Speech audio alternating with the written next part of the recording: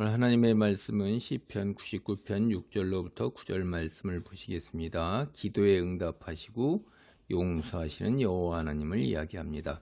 6절입니다. 그의 제사장들 중에는 모세와 아론이 있고 그의 이름을 부르는 자들 중에는 사무엘이 있도다. 그들이 여호와께 간구함에 응답하셨도다.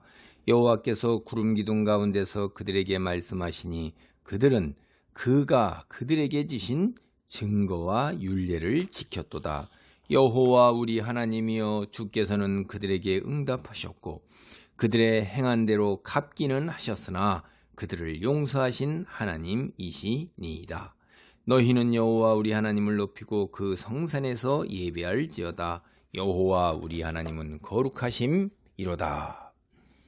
여호와라는 명칭이 이스라엘과 언약을 맺은 그 하나님 얘기할 때 여호와라는 명칭을 지어요.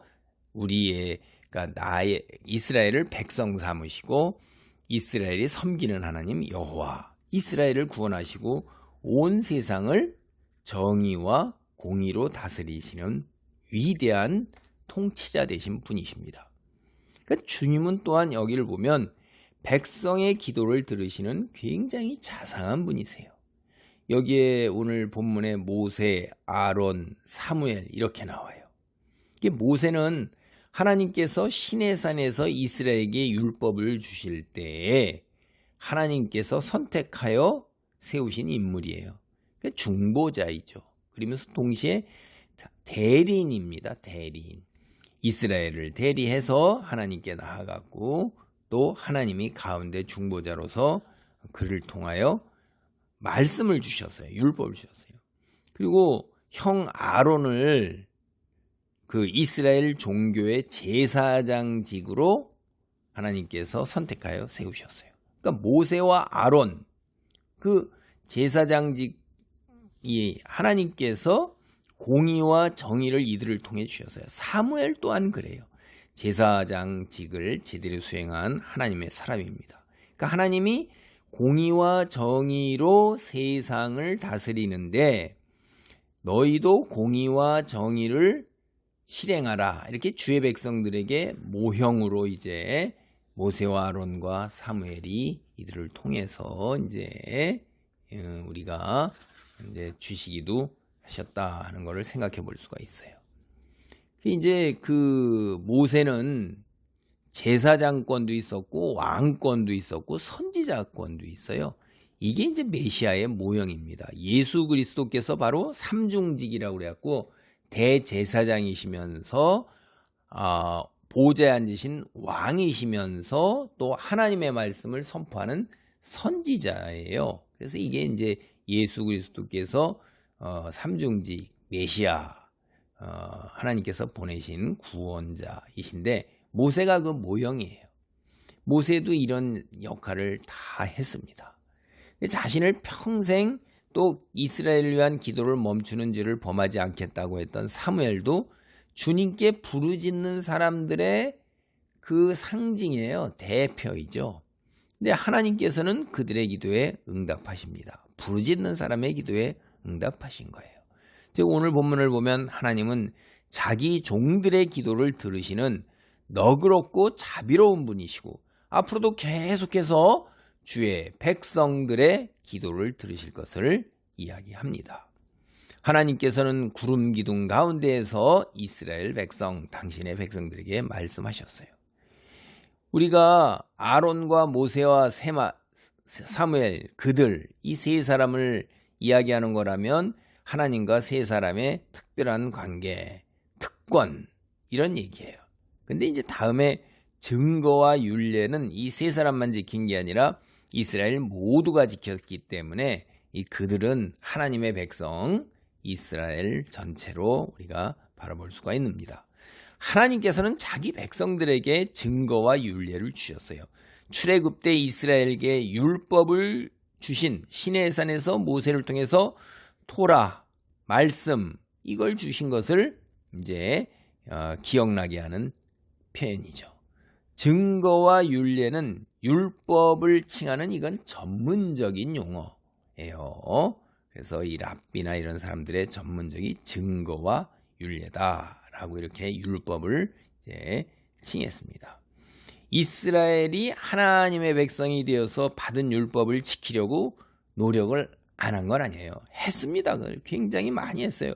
근데 100% 온전하지 못했어요. 어느 정도는 성공을 했지만 하나님 율법은 우리가 아는 바처럼 다 지킨다 해도 한두 가지라도 지키지 못하면 율법을 범한 것이라고 분명하게 얘기했어요. 그래서 인간이 율법을 완전하게 이렇게 지키는 것은 불가능한 것입니다. 그래서 하나님께서는 전반적으로 율법을 준수한 만큼 백성들의 기도에 응답하셨어요. 그리고 율법을 범한 부분에 대해서도 그들이 범한 대로 행한 대로 갚으셨습니다. 벌을 내리셨다는 거예요. 이게 이제 성경의 큰 심판의 대원리가 뭐냐면 행한 대로 갚으시는 하나님이세요. 악인들에게 악한 대로 하나님이 계시지 않다고 믿는 사람들에게는 하나님이 계시지 않는 곳으로 지옥으로 가는 거예요. 그리고 이 땅에서 그들이 행한 악행 그대로 하나님께서 보응을 하시면서 심판하십니다. 그 이상을 하질 않으세요.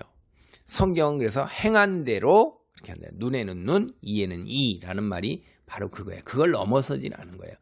그리고 이제 또 다행한 것은 하나님께서 용서하신다는 거예요. 하나님의 백성을 용서하신다는 거예요. 이게 인간의 죄에도 불구하고 율법은 구원 능력이 있고 치유 능력이 있는데 바로 그러함을 하나님께서 허락하시는 거예요. 그래서 하나님이 하나님의 백성들을 정의와 공의로 다스리면서 심판하시는 것은 그들을 멸망시키고 그들을 미워하고 그래서 죄값을 치르게 하는 게 아니라 죄값을 치러야지만 죄 문제가 해결이 된단 말이에요. 그래서 죄 문제를 해결해서 다시 그들을 의인으로 선언하시고 하나님의 백성으로 삼으시고 하나님과 인격적 교제를 갖게 되는 하나님의 사랑을 은혜를 입게 하기 위한 거예요. 그래서 이제 우리가 이런 진리를 성경을 통해서 깨달을 수가 있는데 그래서 우리가 하나님께 징계를 받고 벌을 받아도 주님께 감사할 수 있고 또 용서받은 사람은 주님을 찬양할 수 있는 것입니다. 이 이스라엘이 바벨론 포로로 끌려갔을 때 멸망당했을 때 그러한 사실을 깨달은 거예요. 하나님을 믿지 않는 이방 백성들에게 알지도 못하는 이방 백성들에게 끌려가서 노예로 살아가야 되는데 하나님을 믿는 자기가 왜 이런 수모를 당하고 멸시를 당해야 하는가를 이런 원리에서 깨달은 것입니다. 그래서 온 세상 사람이 위대하시고 거룩하신 여호와를 높이고 찬양할 것을 이야기하고 있습니다. 경배와 찬양은 하나님의 다스림에 승복하는 행위이고 거룩하신 하나님의 임재에 대한 적절한 반응입니다. 그래서 여기 2절을 보면 주님이 계신 거룩한 산 시온을 찾아가서 그곳에 주님을 예배하라고 합니다. 온 세상의 통치자 되신 하나님의 보좌가 바로 시온에 있기 때문입니다. 그래서 우리는 이 말씀으로 언젠가는 온 세상이 시온으로 몰려가서 여호와 하나님께 경배할 날이 도래할 거라는 것을 우리는 꿈꿀 수 있게 됩니다. 기도합니다. 할렐루야. 아버지 하나님 감사합니다.